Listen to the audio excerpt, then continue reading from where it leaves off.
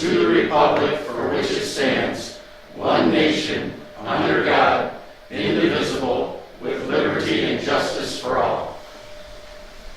Well, Commissioner Mertz, if you would lead us in an invocation real quick. If you feel so moved to join us, would you bow? Well, Father, we simply ask that you watch over us today, that you help us make the decisions that are right by the people, and we thank you for the opportunity to be here. For your blessings we ask, in your name we pray. Amen.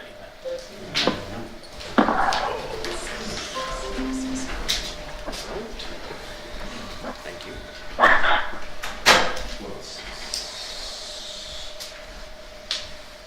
Madam Clerk, you can show that everyone's present for the roll call.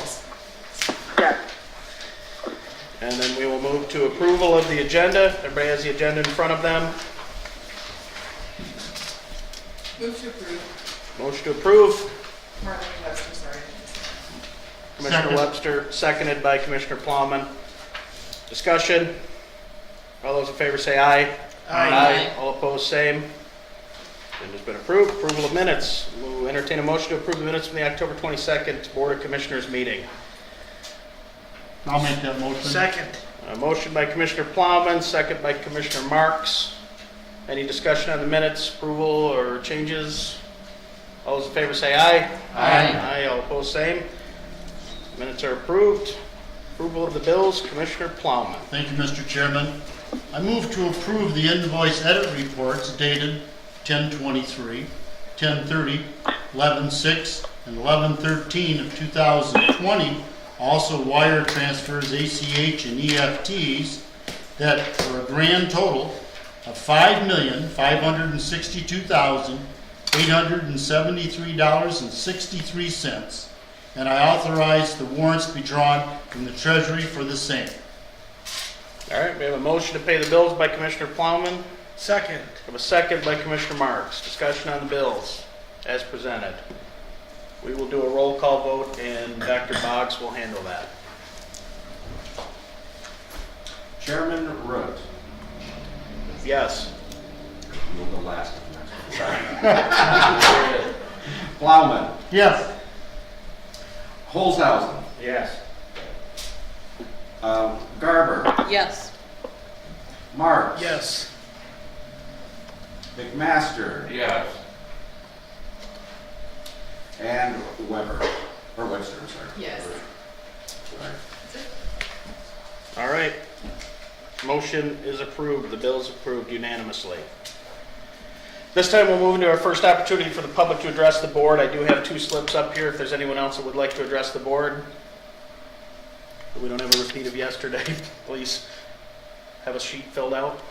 We will start with Matthew Shepard. I again address the board in regards to creating a management position for a gardening operation at the jail. $25 an hour for 25 hours a week. Apparently it's Commissioner McMaster's that's applying for this. Just a couple years ago, we had a jail proposal.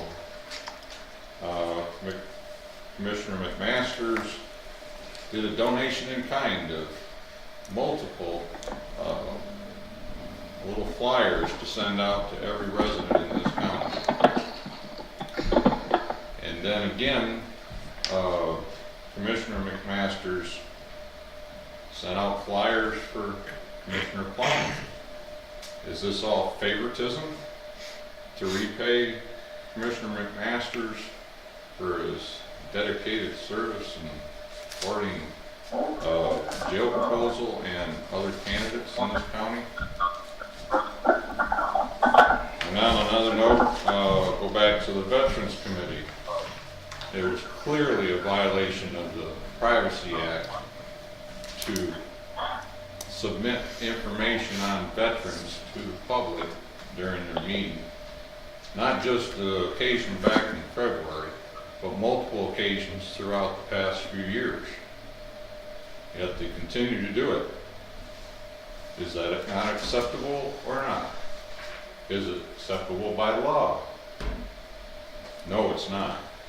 I've been told many times by other county service officers that it's not acceptable to give permit, give out information on a veteran without their approval. And then to make a mockery of it during the meeting. We've seen it. It's just not professional nature, nor is it lawfully accepted to permit information being given out, especially the DD 214, which has a veteran's complete military history on it, along with his social security number and other financial information that doesn't need to be addressed to the public, and their names. Just a few years ago, the VA had such an issue with laptops that came up missing. Do you think those people got away with it scot-free? Why do you think President Trump has created this new organization in DC to revamp the VA? Don't worry, I've called him. You may get some calls. Thank you. Thank you. We will address after public comment. Tom Mankey, floor is yours. All right, first of all, I'd just like to say that I have followed the Jail Garden project since its inception. I've watched the volunteers, many of you on the board that have gone out there and have donated your time, unbelievable amount of time that you donated. I believe this Jail Garden thing is a fantastic project. I'm all for it. I think it's a great thing, and if we really look at what hourly pay is, well, if an attorney is $200 an hour, what's $25 for a manager? It's nothing. So to me, $25 is not a problem.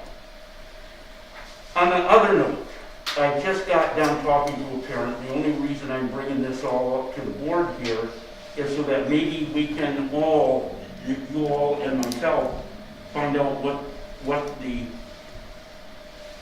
rules, regulations, protocol is. We had a student in Owasso High School. They were supposed to be in quarantine. They never were notified. The school says they can't tell anybody. It has to come from the health department. This student was supposed to be in quarantine for almost 8 days. Never knew it. The parent was told by an administrator that wasn't supposed to tell her that we are not allowed to tell parents anything about children having COVID.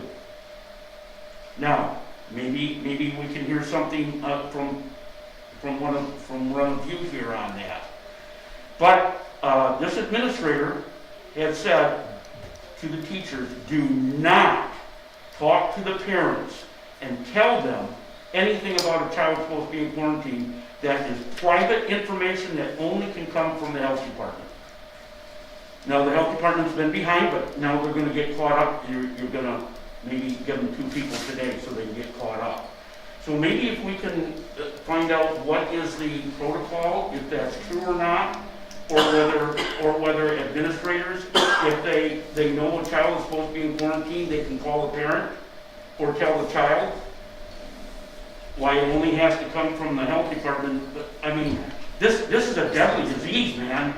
People are dying. They're falling over all the dang time. But the health department can't, and the schools can't tell the students and the parents. So that's what I'm asking. So maybe the health department could tell you so that you all know too. Is this true or not? Thank you. Thank you. Anyone else at this time? Opportunity to address the board. Fill out a sheet. If not, I will go ahead, and then I have something. Clarification of a point. Yes. Dan McMaster has never written any of my political agenda or sent out mailers of any kind I've done all the work myself. I'm capable of that. So that was a mistaken, that was a mistake. Mr. And I Chair, just want to address the jail garden. And it always keeps coming back to Commissioner McMaster. I don't even know what the jail has to do with it. But the reason we have a jail garden, everyone can say it's the sheriff's jail garden. It's the Shiawassee County Sheriff's jail garden. We have a jail garden because of Dan McMaster, because of Dan McMaster Sr., because of Dan McMaster's mother. That's why we have a jail garden. We keep talking about, giving it praise and all that, and then we want to vilify Dan because he's involved in it, or he's involved in a process that takes it. He's doing something that's putting Shiawassee County out there. It's showing that Shiawassee County is leading in this area. There's other sheriffs, there's other counties that want to get involved, there's other states that want to get involved. Why vilify a program just because you have an agenda against an individual that might be doing it? If Dan applies for that job, I support him 100%. I want him to do it. I hope he does it because he's the one that has the knowledge and has been doing it. And no one knows the time and the effort he puts into it. And now we're worried that he might get $25 an hour off of a grant to work part-time. I'm sure that's going to keep his household fed and keep everything, all his bills paid too. So we have a jail garden because of Commissioner McMaster. It's labeled the sheriff's. It gets the sheriff some glory around town. The sheriff does not spend time down there like he is. And I'm not saying that the sheriff isn't involved, but he is. But Dan is the reason the jail garden works and operates. And hopefully I don't have to keep answering questions about the jail garden and FOIAs on why we're getting a grant for it, or why is it so big, or why is there dust on my window, or MDOC not wanting it there, We got to focus on everything that's negative. Look at how much produce has been made out of that jail garden. Look at where it's all gone. It's a good thing for this community. It's a good thing for the country. It's a good thing for other jails. We should be praising him. We should be thanking him for taking the time and putting the effort in. That's all I have. Does anyone else have anything? Go ahead. A couple comments. In reference to a donation or contribution of money, I've had conversations with Mr. Shepard numerous times. He fails to understand Michigan campaign finance laws in legal terms. There was in-kind contribution. My former company that I'm no longer associated with did some work, some printing work, some design work. We had other donations that paid for obviously the paper and the postage and everything. There was no cash. It was in-kind contributions from a company that I used to own. Number two, Mr. Shepard, if you want to apply for this position, go right on ahead. Be prepared to write a book. Be prepared to work 100 hours a week for 2 years. Be prepared to do all the paperwork and everything else that's involved in it. We needed volunteers this summer. I never saw you. We advertised that we needed help. Never saw you once down there. I was up to Sanford. All right. Never saw you once. Just make sure you address me when you're... All right. Thank you, Mr. Chair. Thank you, Commissioner McMaster. We're going to go into committee reports. Commissioner Holzhausen, anything to report new this month? I'm on the senior citizen board. We had some health problems there and COVID problems, so we didn't meet this month. The 911 board met, and things are unusual. They're going on.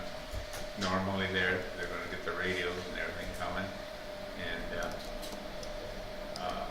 I'm on the mental health board, and we're going to meet Monday, and everything's on Zoom, so and everything's going good there. So. Commissioner Palmer? I-69 corridor didn't meet because of COVID, of course. GST Workforce Group Region last Friday had a phone or a Zoom meeting. Not a lot to report there. They're helping out with unemployment insurance, doing a lot of things for activities of that nature. The workforce, of course, they're not having any classes because of COVID. But they did indicate that their budget is pretty healthy if they need to. So if it gets up and running again, they'll be in full thing. Parks and Rec, a lot of us go to Parks and Rec. I did some drain work at Henderson, drain work at the Chi-Town Dam area, working with Rotary on a pit toilet there at Chi-Town, another one. Other than that, Parks and Rec will get started again next March and see what we can do for the summer for our parks. And then Shiawassee County Road Commission, they're prepared for winter. Trucks are ready, things are ready to go. If it doesn't snow, that's good. That's all. Thank you, Commissioner Plummer. Yep. Commissioner Garber? Yes, I have a couple things on the Veterans Board. So we all know Fiddler Green up and running. Their director did attend our meeting yesterday. We have had someone from there the last few months. We have so far this year paid for 4 homeless veterans to stay there.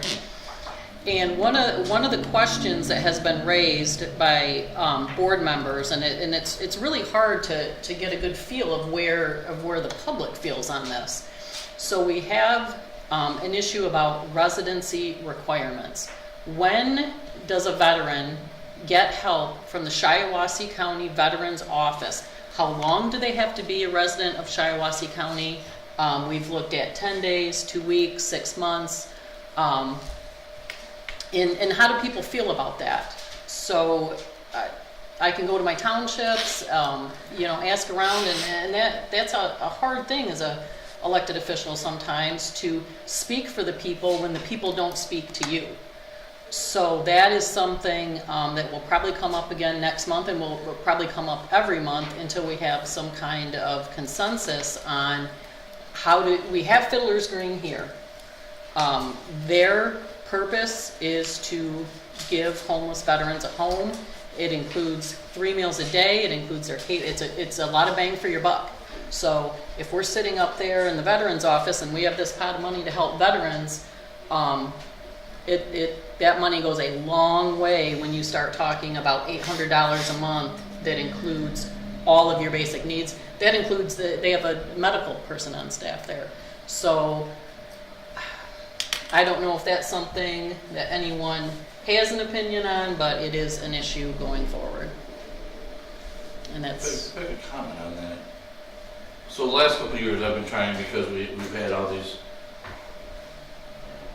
people have come to us talking about the homeless population, and I've gone to some of the Friday Homeless Coalition meetings and everything, trying to understand all this. And it does appear that there are homeless veterans, small numbers, singular numbers, under 10. A lot of times under 5 at any given time in the county. Most of them either refusing service, or if they want service, whether it's Fiddler Green or other places, they've gotten help. But a lot of them, you're right, were not originally here. They, for some reason, come here. The word's out that our Veteran Service Agency is very good, and veterans get a lot of help here. But I have noticed that trend, or there is that pattern, that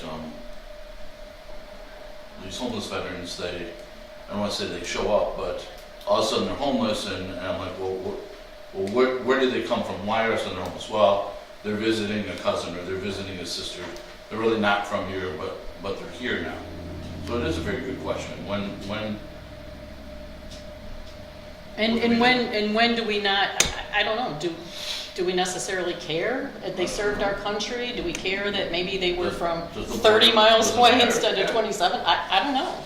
Those are questions. I think it's the ideas they addressed last night, not wanting to be that lighthouse. Though we want to assist veterans as best we can, our taxpayers are paying to house Shiawassee County residents and veterans from our county. Genesee, just about every county in some way has the same function to take care of their veterans from their county. So if we become the one that, as they addressed last night, a bunch of people coming from Indiana, Ohio, they're everywhere. They put the light out there. Hey, we're open for business. What happens then? We are in a good position as far as the veterans that we serve. We do take in more than we probably serve, but our veterans are sufficient. They're out there, but I see where they're coming from in the standpoint that you don't want to just flip the switch and everybody's welcome, because at one point the money runs out, and then everybody's welcome becomes. That's when you could have the real problem. Is then what happens if there does happen to be some problems, And then we start, just because we don't have homeless veterans right now, or we don't have veterans in need right now in this county, doesn't mean we're not going to in 4 years or 5 years, or, you know, you just don't know. So, I mean, that's what I'm worried about, is this is a great program and it'll be a great program, but if we throw all of our money at that, whoever comes, no matter what the criteria, then we lose out, and then when someone is needed, they're gonna say, well, I've been, you know, Shiawassee County's gonna say, we pay tax, and you're not even taking care of our people.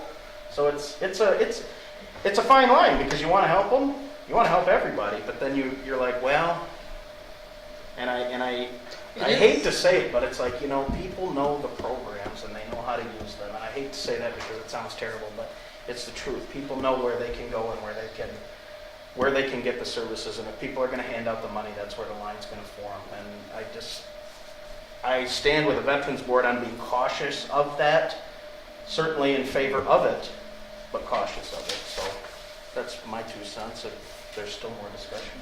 Yeah, well, we have plenty of money, so that We will do. not run out soon.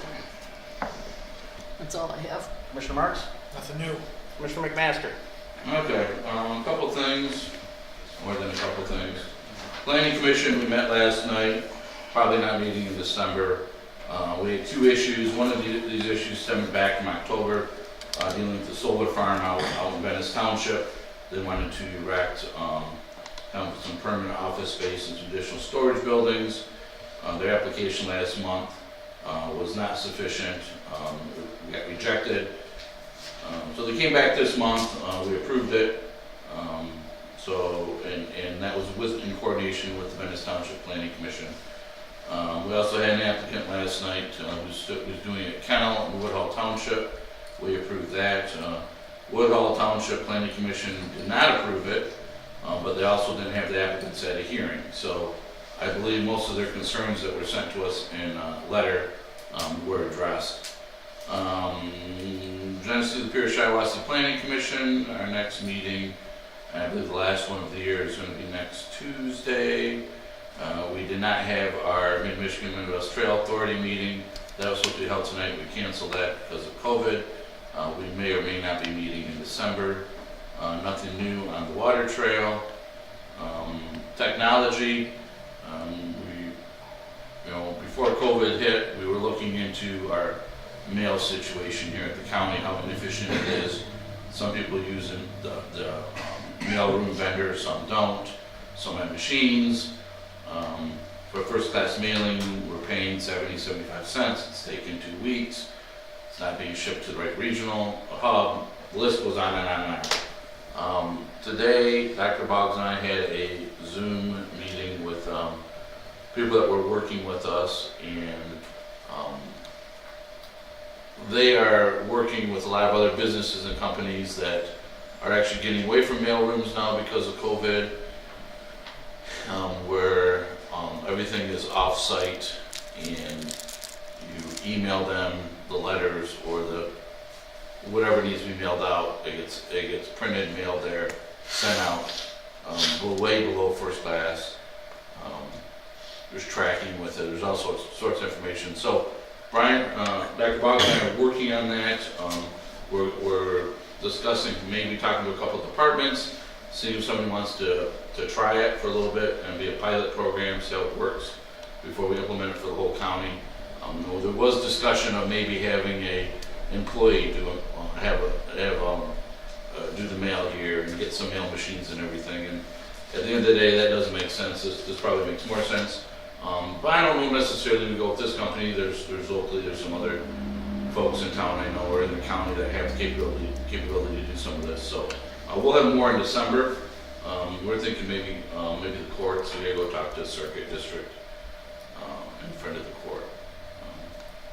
But that's a way to save money, and there's some branding stuff that can be done with it. Instead of 15 different departments buying different size envelopes, obviously we won't be buying them, we'd be going to this other company, but all the envelopes are the same, it'd be cheaper. They can also do email, fax communications, there's a lot of different things. So there'll be more to come in December on that. I think that's all I have. Anything anything else on, what do we sign the letter to lobby for Clinton County? So, Anything more on that? we did, all that needed was the resolution. I've sent that to Ryan Gunderson. We have fulfilled, we're kind of in a holding position. We fulfilled our first steps for that, for the Midwest Trail Authority Board. All right. Mr. Webster? So I'm on the Council on Aging Board, as Commissioner Holthausen said, we did not meet this month because of just not enough people well to have a quorum. That meeting would have been Tuesday this week. I am also on the VAAA Board, Valley Area Agency on Aging, and we had a personnel committee meeting this week, which I chair, and discussed raises for the staff at the Valley Area Agency on Aging. And gave a 3% raise across the board to all the staff. VAAA does an excellent job in managing their funds and are commended very frequently from outside agencies for that. And yeah, our VAAA board meeting is tomorrow, so that's all I have. All right. Thank you.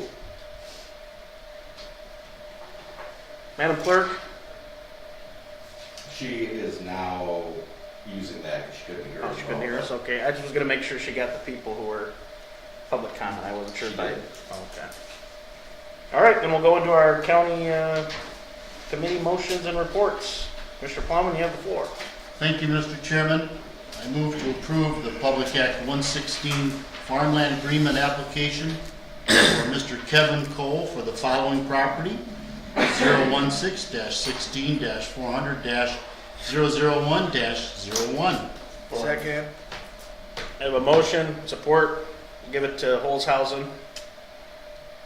Any discussion on this? Roll call, Dr. Boggs? Yes. Plowman, Yes. Olshausen, Yes. Garber, Yes. Marks. Yes. McMaster, Yeah. Webster, Yes. Chairman Rook. Yes. Move to approve the Public Act 116 farmland agreement application for Mr. and Mrs. Adams for the following property: 016-35-300-001. Second. I have a motion, second, give that one to Commissioner Marks. Any discussion on that one? Plowman, Yes. Olshausen, Yes. Garber, Yes. Marks. Yes. McMaster, Yeah. Webster, Yes. Chairman Rook. Yes. I move to approve the amended proposal from Preston Community Services, LLC, for services to Shiawassee County for the staffing and operation of the Community Development Department and the Equalization and Tax Description Department. Second.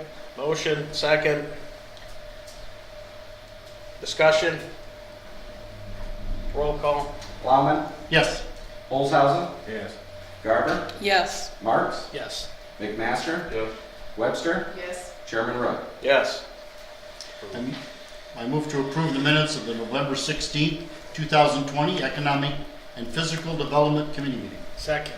All right, motion and second, motion by Plowman, seconded by Commissioner Marks. Discussion on the minutes, changes, discrepancies, all those in favor say aye. Aye. All opposed, same. Those are approved.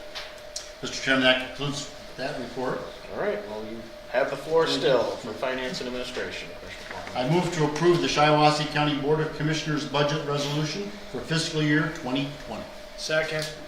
We have a motion by Commissioner Plowman, second by Commissioner Marks. Discussion, Dr. Boggs. Couple of quick things. Number one, you have the resolution in front of you. The hearing will be in December, where you'll get the colored and tabbed version of your budget.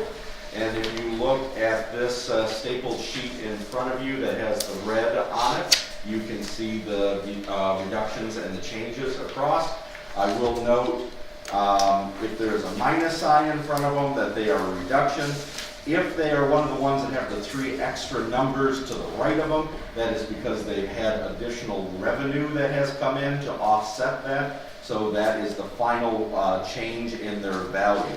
So for example, if you look at the one for the county clerk's office, there was a reduction of 9.9% in that particular one, and so on and so forth down the list. The total that we have for reductions for this particular budget is $870,882.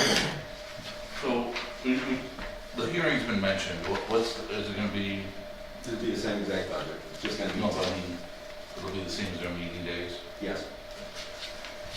So just to, somebody explain to me procedurally, can we vote on a budget, on a resolution before You we can have a vote on hearing? the resolution, you'll just reaffirm it next time. Okay.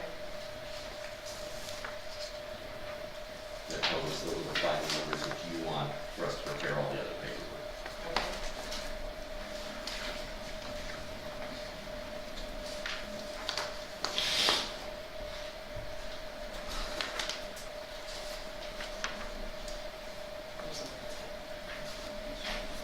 Oh, we'll fix it.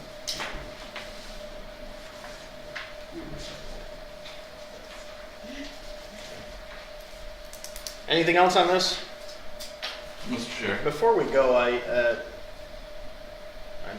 we may have already done it. We did vote to do the public hearing, correct? Yes. Yes, we did. When did we do that? I don't remember. I don't remember doing that. You We guys were did. raising the question, and then, so then we did officially move that to December. December's committee of the whole meeting. Yes. At which special meeting? The special meeting of the finance committee where they went through the budget. We could go tomorrow. Week before. We But could go. doesn't the full board have to ratify the committee's decision? You can. They could set a public hearing to be at the finance committee meeting. Could be at either one. So the public hearing will be at the finance committee meeting, not the board meeting? It could be, whatever you prefer. Whatever the board prefers. Well, we may, I can add Just it to make the. it- I would prefer to tie that to this motion, that as we pass this, we also tie to where we are setting the public hearing for the budget, December, what do we got for a date? That Monday. Which one do you want? No, I would say it's gonna be the 16th? Yes. I would say December 16th. Set it at the committee of the whole, that way all the commissioners are part of the committee. That's good. I would add that to my motion. Will you add that to your second? Vice Chair Marks. Yes. So that is the new motion. We'll approve the Shiawassee County Board of Commissioners budget resolution for fiscal year 2020 and set the public hearing for December 16th at 5 p.m. at our committee of the whole meeting. Roll call, please. Plowman, Yes. Olshausen, Yes. Garber, Yes. Marks, Yes. McMaster, Yes. Webster, Yes. Chairman Rook. Yes. I move to change the non-rep contribution for MERS from 1% to 3% beginning January 1st, 2021, and 5% beginning January 1st, 2022. Second. Motion second, discussion. Roll call. Plowman, Yes. Olshausen, Yes. Garber, Yes. Marks, No. McMaster, Webster, Yes. Chairman Rook. Yes. I move to approve the incentive for the insurance buyout and set the rate at $3,600. Second. Motion second, discussion. Just a quick question on this, maybe Dr. Boggs can answer if it's okay if I ask him here. Do we know how many employees are gonna do this at this point, or is it something we're gonna offer? When will we know how many people this is? They have to make the decision by December 1 of this year. And if you look at my notes from this last time at the cover sheet, it gave you the number of employees. Mr. Plowman is. I sat down last night and figured it out. I was going to report on it. Thank you. We presently have 44 employees that do that. We took an average, in looking at the average of Blue Cross Blue Shield, one person, two persons, family. We did the average of that each policy was 18,000. Actually, it's probably a little higher than that. 44 times 18,000 is $792,000 in insurance costs. So Well, because- Yeah. 44 who get insurance, or 44 who take the buyout? Opt out. So they already opt out, Yes. so they're already at the lower price. Yeah, but this is what if they didn't opt out. Right, but we're talking about using this as an incentive for people who haven't opted out yet. Yes, to we get more have, people to yeah, do and we it. have people, So but how many more will? I mean, 44 We sounds don't know like. until, we have, December well, we 1st. have 2 that we're pretty certain on, and like I said the other day, I think there's about 5 or 6 that are on Yeah. there right now. So I figure it might get to 50. So I mean, even by the time you add 18,000 to 5 more people, 6 more people, I mean, it's, the cost to pay it Yeah. is less than. Well, anyway, let me Okay, yeah. did my math. Yeah, So if we pay the $3,600 times 44, it's $158,400 that we pay out. But the savings from those people not taking insurance on average is $633,600. Now, of course, we've been saving bunches of money every year. So if we do 5 more, 5 times, that's $18,000 versus, it'll be more than that, excuse me. That's 5 times, 5 times 18 is, 92,000, and we pay out 18, Well, the idea on the whole thing is just to incentivize people. To be honest, the less people we have on our insurance, the better for us. But, I mean, I understand most people aren't in that boat, but if people are hinging on their spousals, that's the name of the game right now. If we can save someone else money or someone else can save us money, we want to incentivize them, and the overall cost to incentivize people is less costly than the insurance itself. So one way to think about it, building on what Commissioner Plowman was saying, is usually if someone doesn't take the insurance, it's because they're a part of a spouse, and the spouse has the other insurance. So based on 18,000 for an average, family being more, 3,600 for the buyout, about for every person who takes it, we save $15,000. if we but currently we already have 44 people who take it, right? And so Correct. we're gonna give those 44 people an extra $900. Correct. So that's gonna be, Instead of 110, it's 140 something. But we're also in competition with all those spouses employers, so, I mean, we could not raise it and Yeah. we could get Yeah, more they- people on our insurance. Well, the because- difference is we're competing with private sector. That's what I'm who has- saying. That's who what I'm has a saying. lot more money. We have a tax base that So we we can could only have 20 operate extra on. people on our insurance in January. So we have to get creative in these, and you could probably look and you could probably say that 36 is probably higher than the market average, and it probably is, but. And the market average is higher. the market okay. average is 45. Oh, okay. Well, I was assuming we were a little higher. We've been at 18 for a long time. We did take the steps to go to 25, and I think when that incentivized people, I can't remember exactly, that's the number we need, is when we went to 25, how many people took it outside of what we had from the 18 that existed for many years. So that would be the difference in the number I that we think it would was want. 18 or 19 people more. Wow. So, isn't it true that if nobody additionally takes it, this is gonna cost us an additional $40,000 closely? If nobody else takes it, you have to have enough people take it. You have to have 4 You or have to 5 have people. I three think, people. I think the worry is that whatever company a spouse might work for, like say my wife's, I take the buyout, I get $6,000 from Montrose Community Schools to take the buyout, but my wife has Blue Cross Blue Shield, it's almost the same thing. She doesn't get a buyout. Okay, if she got a buyout and I got that buyout, hers was similar to mine, I'd be on the county insurance. So what we're saying is, I think, what happens if the market sector, the private sector says, well, we're gonna up ours this year, and all of a sudden now, they were on this insurance, but now the buyout's bigger for them. We didn't compete, we chose not to. All of a sudden, holy crap, you could have 15 people Yeah, switch So we on only that need 4 we're or on. 5 people to switch, and then we'll pay for itself, we'll just break even. I think the polls show, what they were saying is that we should Okay. be in that profit. And what you're saying though, Brandon, is just because 40-some people take, that doesn't mean they take it for life.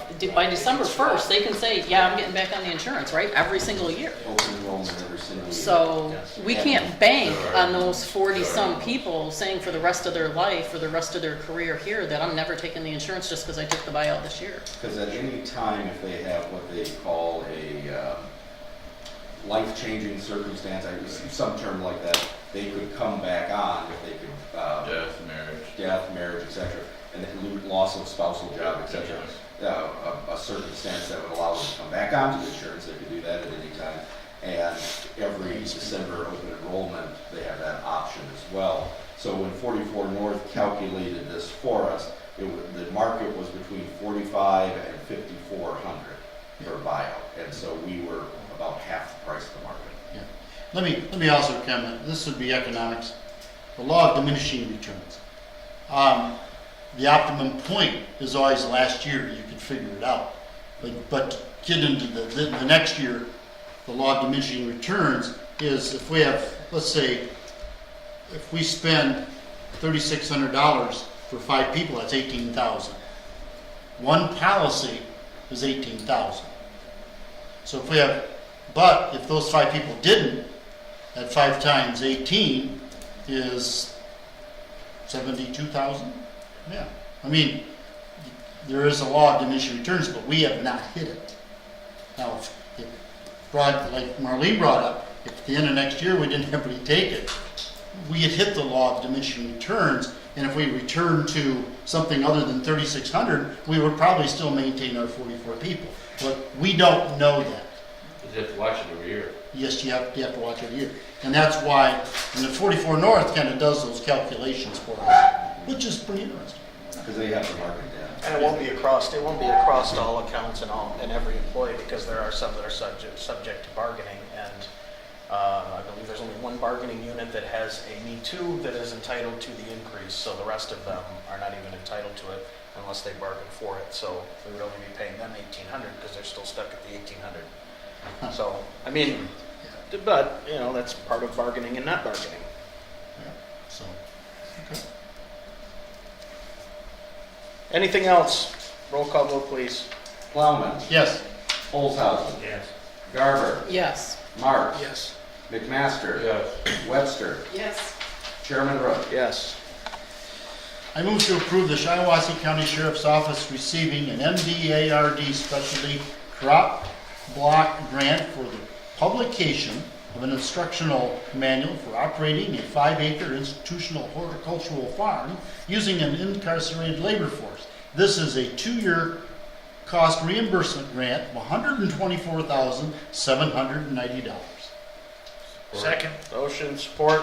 Motion by Plowman, support by Commissioner Olshausen. Discussion. Roll call vote, please. Plowman, Yes. Olshausen, Yes. Garber, Yes. Marks, Yes. McMaster, Yes. Webster, Yes. Chairman Rook. Yes. Move to approve the Shiawassee County Sheriff to hire a part-time jail garden manager at $25 an hour for 25 hours a week for 2 years, along with up to 6 interns for 20 hours a week for 15-week blocks at a rate of $12.50 per hour. Second. Motion by Commissioner Plowman, second by Commissioner Marks. Discussion. Roll call. Plowman, Yes. Olshausen, Yes. Garber, Yes. Marks, Yes. McMaster, Yes. Webster, Yes. Chairman Rook. Yes. I move to elevate a current custodian to a full-time county custodian at grade 2, step 3. Second. Motion by Plowman, second by Commissioner Marks. Discussion. Roll call. Plowman, Yes. Olshausen, Yes. Garber, Yes. Marks, Yes. McMaster, Yes. Webster, Yes. Chairman Rook. Yes.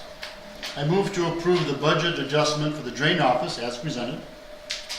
Second. Motion by Plowman, second by Marks. Discussion. Roll call. Plowman, Yes. Olshausen, Yes. Garber, Yes. Marks, Yes. McMaster, Yes. Webster, Yes. Chairman Rook. Yes.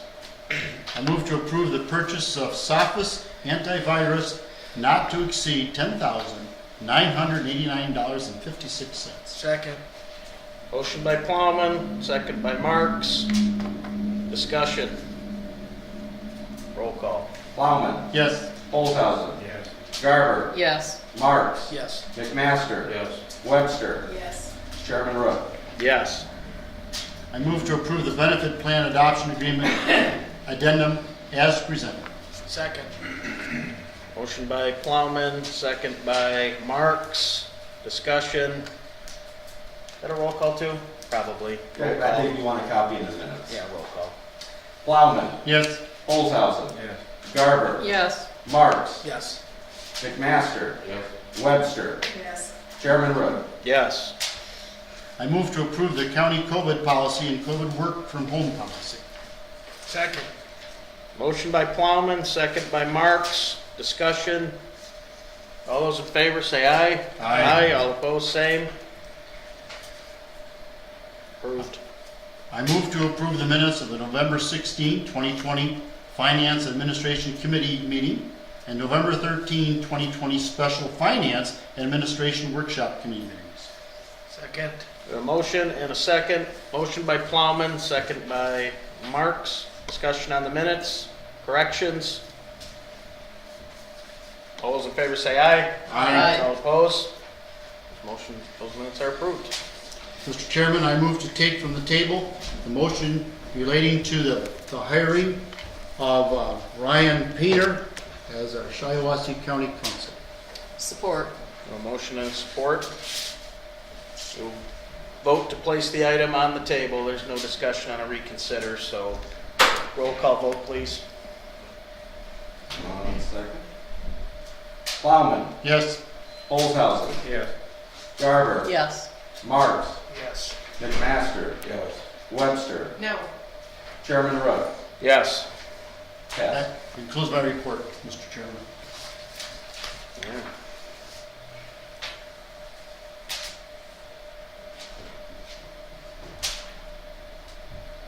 So your motion on the table now is? Oh, Well, we moved to take it yeah, off the we table. already did it. I don't That's think all. that's, A motion to take from the table relating to the hiring, and then there's a second. I move, the president says, it's moved and second to take from the table motion relating to all those in favor say aye, all those that say no. So now we have to vote and on it the brings it motion. back to the table. Okay. And now back to the table is the discussion of the county attorney Oh, contract. I follow. And now that motion is now, Yes, I would move that we take that motion that we just took off the table, back on the table for discussion and the hiring of Ryan Painter as counsel. We just voted on that, right? It's already back on the table. yes, it's back on the table. I'm sorry, I thought it was all one. There's support. There has to be a second. I support.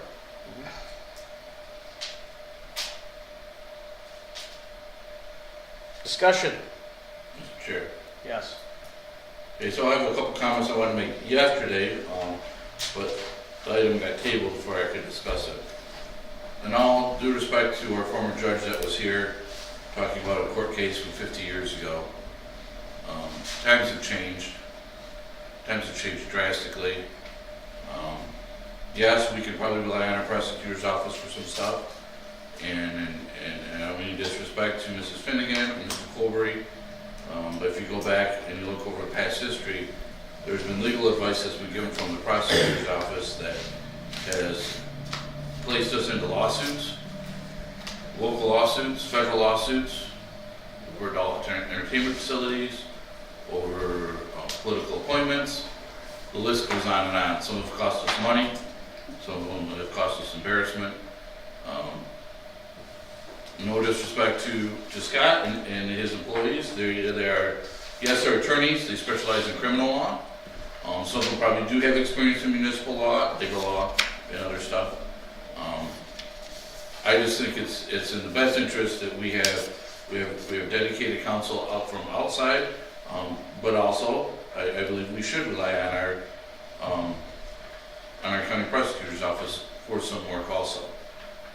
Over the last 4 years, we have, using Toski, Cole, and Stoker, we've had some good stuff, we've had some bad stuff. You and I have been frustrated with not getting calls returned for days, weeks, over some urgent matters. Sometimes we have wondered who the council represents. Is it us? Is it the whole county? Is it elected officials? Sometimes I feel like we're paying for legal counsel for department heads or legal or other electeds to work against us.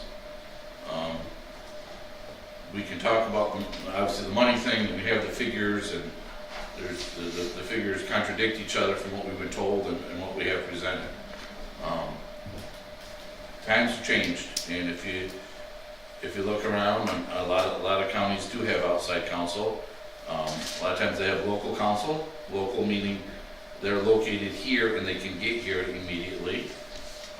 This does not prevent us from talking to, if it's Mr. Painter, and then also talking to Prosecutor Kerner, and we have a situation where we're like, okay, this is out of both of your areas. who do we need to call? If it's an election law, maybe specialty, or it's, who knows? This doesn't limit us to only this individual and Prosecutor Kerner in his office. There's a lot of positives. Mr. Chairman? Yes.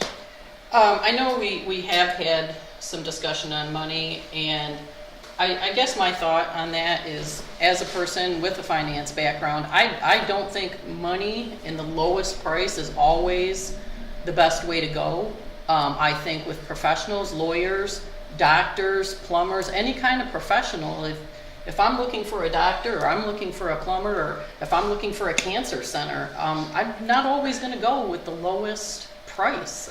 Sometimes you get what you pay for, and I think in the last couple of years we have got what we paid for, and I'd like to get a little better for this county. Thank you. Mr. Chairman? All right. Yes. I have a few points.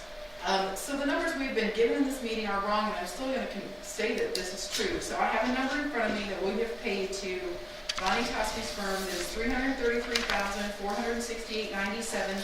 That's for 6 years. If you divide that by 6, that is not $70,000. That's less than 60.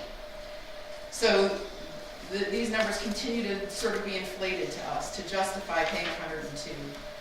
I think we have multiple needs. I think Bonnie Toski is one of the best county law attorneys in the state of Michigan. She is the attorney for the Michigan Association of Counties.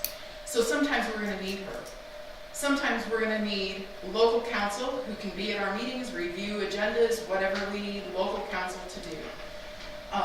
And so I think to sign a contract with one local person that is $102,000 is financially irresponsible. If you want to hire a local attorney who has municipal experience at an hourly rate for the hourly work you need, that's fine. But to sign a contract that is 50 hours of work a month for $102,000 and the option to charge $200 for somebody who does not have municipal experience versus what we are paying to someone who's a state expert is irresponsible. And the other thing I want to say is a procedural thing. We approved this agenda at the beginning of the meeting, and this item was added. None of us had that on our sheet except Mr. Plum. Well, what I'll say is we have organization and rules and procedures that we adopt, that we abide by, that we're all privy to, that we all know how this board operates. So Yeah, we do know how this board operates. That's sneaky and not honest. enough. This thing is a sham and it's a joke. You guys trounced people in here because you knew what Mr. Painter's contract is, and then you think you're going to have it out there to bid so that people can undercut someone. That's not how you do professional business. It is how you do It's professional embarrassing that business. you would don't do hire that. your You friends. went around the back of the board. You don't go to the prosecutor around the back of the rest of the Board of Commissioners. And he should have contacted the county coordinator or the board chair to see what the opinion was that was coming before us. And then he gave the opinion, a confidential opinion that we needed for us to the public. So it is not a document that is not subject to FOIA. He gave the opinion in the meeting, and it is now a public document that has been provided in front of the public in an open meeting. So it is a document that can be FOIA'd by anyone in this room or anyone watching. He is our legal counsel. And He is not our legal counsel. He is not our legal counsel. Michigan statute He is says not so. our legal counsel. You I could have was asked well Bonnie in my Toski right. for that. Yeah, well, I find out. We're done. Roll call vote. Plowman, Yes. Olshausen, Yes. Garber, Yes. Marks, Yes. McMaster, Yes. Webster, No. Chairman Rook. Yes. That's the end of the committee. Health and Human Services. I'd like to Commissioner make a Garber, comment. you have the floor. We will talk later. I need to clarify, I did not produce that to the public. It is not a public document, it's not FOIAble. I referenced it in the meeting. It is FOIAble because you talked about it in an open meeting, in the public of the meeting. You read from a document. Therefore, it is in a public meeting that's in the public record, and it can be FOIA'd by anyone. We tried to say that it wasn't, and we were corrected and told, no, in fact, that is now a public document that is subject to FOIA that can be found. So yes, Maybe it wouldn't is. hurt if the public read it. So it is. Commissioner Garber, you have the floor. Thank you. I would move that we approve the contract between the Shiawassee County Health Department and qualified staffing for temporary support staff at a rate of $21.75 per hour and authorize the board chairman to sign all necessary documents. Second. We have a motion and a second. Motion by Garber, second by Marks. Discussion. Roll call. Yes, Just, go ahead. just like to be a little positive about this. Our health department's been on call 7 days a week, 365, 24 hours. And they have a lot of work, and it looks like COVID is spiking. The deaths are not as, first, they're not as great, but a lot of COVID out there, and they need the help, and so I cheer on my commissioners to vote for it. So that's all I can say. All right, roll call vote, please. Plowman, Yes. Olshausen, Yes. Garber, No. Marks, Yes. McMaster, Yes. Webster, Yes. Chairman Rowe. Yes. I would move that we approve the purchase of the 2021 Ford truck not to exceed $32,000 with funding provided entirely by CARES. Second. Motion by Garber, seconded by Holzhausen. Discussion. Roll call, please. Plowman, Yes. Olshausen, Yes. Garber, No. Marks, No. McMaster, Yes. Webster, Yes. Chairman Rowe. Yes. I would move that we approve to sign the grant agreement between the Shiawassee County Health Department and the Michigan Department of Environment, Great Lakes, and Energy, EGLE, for environmental health services in the amount of $37,150 for the period of 10/1/2020 through 9/30/2021, and authorize the board chairman to sign all necessary documents. Second. Motion by Garber, second by Marks. Discussion. Roll call again. Plowman, Yes. Olshausen, Yes. Garber, Yes. Marks, Yes. McMaster, Yes. Webster, Yes. Rowe. Yes. Chairman, sorry. I would move to approve the minutes of the November 17th, 2020 Health and Human Services Committee meeting. Second. Motion by Garber, second by Marks. Any discussion, corrections to the minutes? All those in favor say aye. Aye. All opposed? Those minutes are approved. Thank you, Commissioner Garber. Vice Chairman Marks, for your committee of the whole report. Thank you, Mr. Chairman. Okay. You have the floor, Commissioner Marks. Thank you. I would move at this time to approve the minutes of the November 18th, 2020 Committee of the Whole meeting. Second. All right, we have a motion by Marks, second by Garber. Discussion, corrections on the minutes. All those in favor say aye. Aye. All opposed? These minutes are approved. Thank you, Mr. Chairman. That concludes my report. Thank you, Vice Chair Marks. Move on to the chairperson. I will skip and give the floor to the coordinator, Dr. Boggs. I'm not going to continue. Keep yours to the budget, please. That is all I have, is what was in the budget, and I think you guys have all reviewed it. We'll have the hearing next time, and then it will be tabbed and presented to you in a bound format. I do think that Tracy has worked extremely hard, so has the Finance Committee, to get this done, and I think we're in a good spot by being $250,000 of revenues over expenditures for the general fund budget. You will get the other budgets, which some of them you approved over the course of the last year for the special revenue accounts. Those will all be given to you at the next one as well, because they should be done before January 1, not into the year. All right. Thank you, Dr. Boggs. I think it goes without saying, like night and day since you've been here. So the stuff that we continue to be paraded around about and attacked for, at least you've continued to keep things moving positive. Unfortunately, nothing you've done here at the county, none of the positives have ever been, because you're not of the side that wants to be elected and wants to hold office or wants to be the chairman of this board. So you don't get the things and the accomplishments that you've done in the paper out there for the public. But that's why we're putting a newsletter out. We're gonna Dr. Boggs and I have been working on a newsletter to put out. We're going to put out our own. We're going to pay. We're going to put it out. We're going to put it out to the community. We're going to control the message. No more of this, people go around and they give their buddies all of our information from the board without FOIA requests, without paperwork, paper trails, give everything out. Dr. Buggs has done a really good job, and in the time he's been here, 6 months, things are night and day.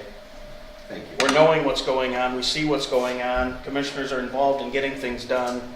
I mean, we're complaining about the administration budget going up.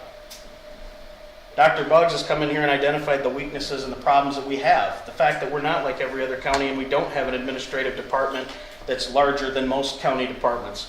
Look at any other county and try to find where the lowest staffed and the lowest budgeted department is the county administration, because you won't find one. The county administration is here to function so that the government of the county functions. And there's a lot of roles and tasks we've taken on. We've taken on a finance office. Every other county has a finance office.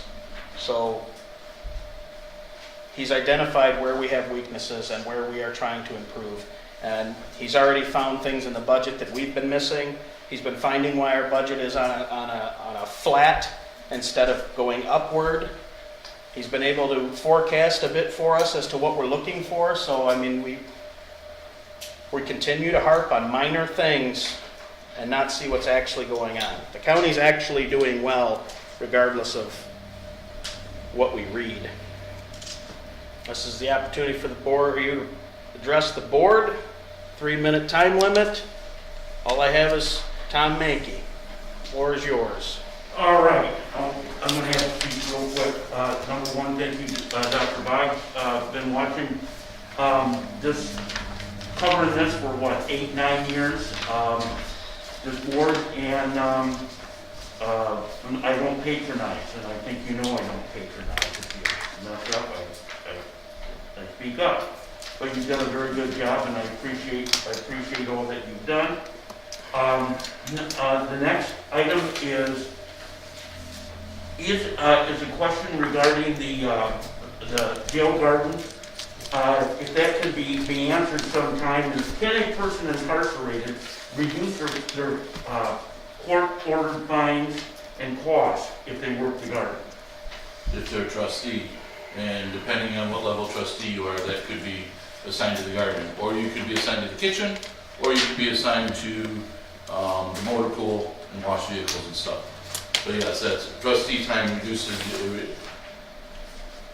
your sentence, and it takes away your costs that you're supposed to be paying to be housed there. Cool. Next is,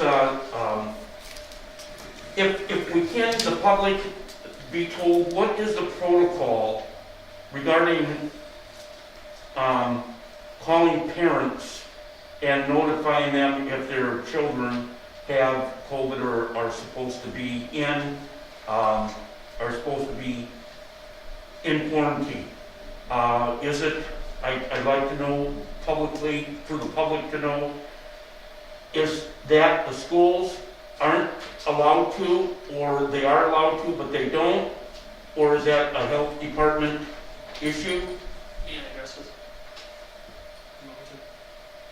Go ahead. Yeah, the schools are assisting us in this process, and right now they are doing a majority of the contact tracing up front because they find out before we even find out. So they've been very helpful, and we're working very closely with them. With regard to any specific cases, I can't get into individual cases. We are behind. Hopefully we start getting caught up, but the schools are working really closely with us.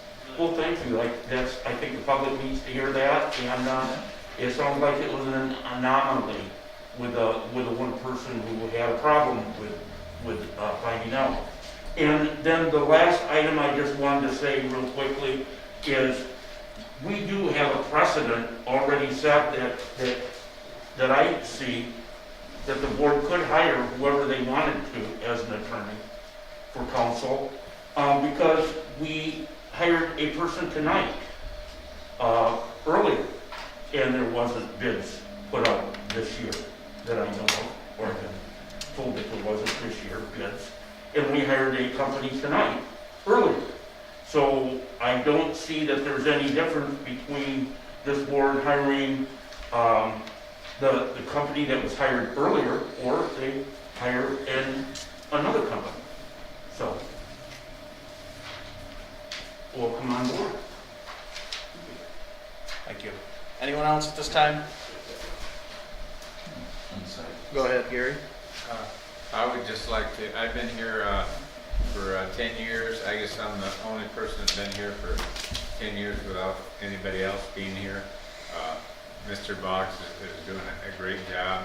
I've been through at least 3 other coordinators, and to me, he's been really on top of it. In my, you know, from my view, I've always been left out in the cold. A lot of the other things went on. As far as taking bids for everything, we was here before. We did a lot of remodeling.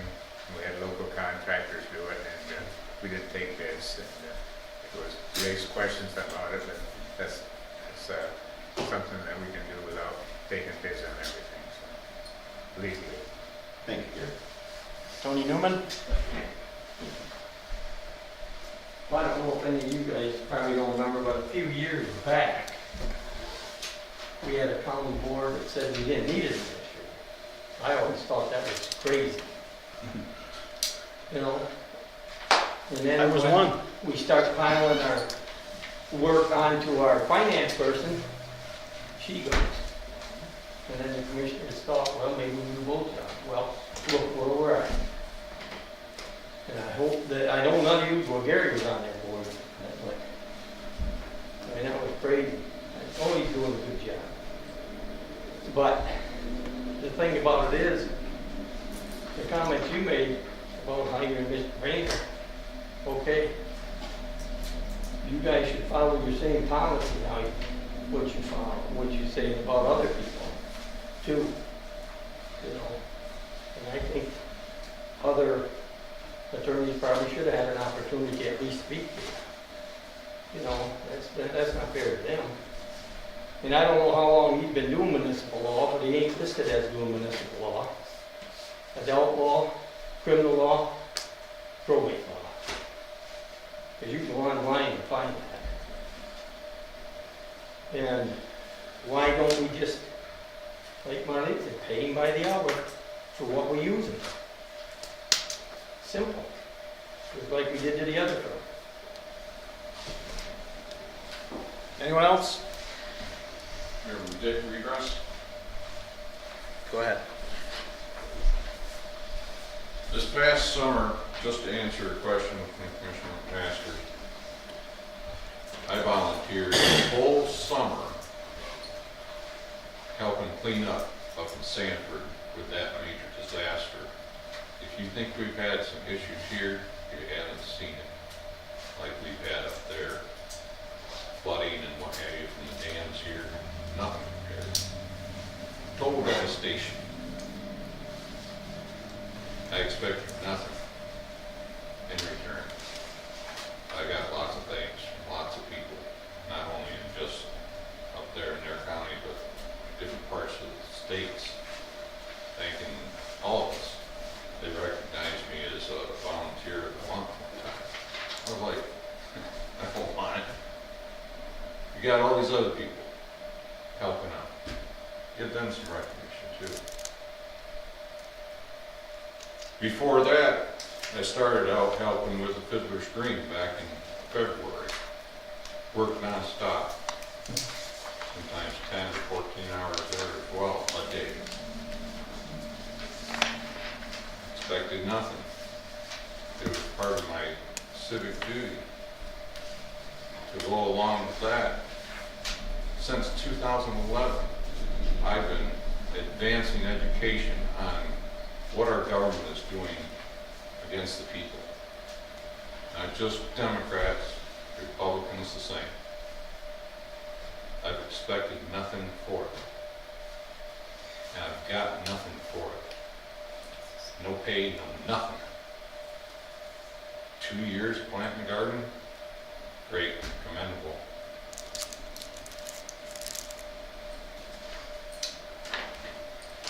Continue to raise our taxes. What are the people going to do? 1776, they revolted over a 3-cent stamp tax and other unnecessary taxes that King George imposed on people. Over 64% of what a person makes goes back to supplement the government at this point. More taxes, see what happens. When that little grant goes out of $124,790, will another tax be proposed? Things to consider. And I commend you for standing up to bullying. Great professional, first planning division. And Mr. Kerner and the prior prosecutors were here every time. Do they not represent this county? No. Why are you here if you don't represent this county? Thank you. Anything else? This meeting's adjourned. Yeah?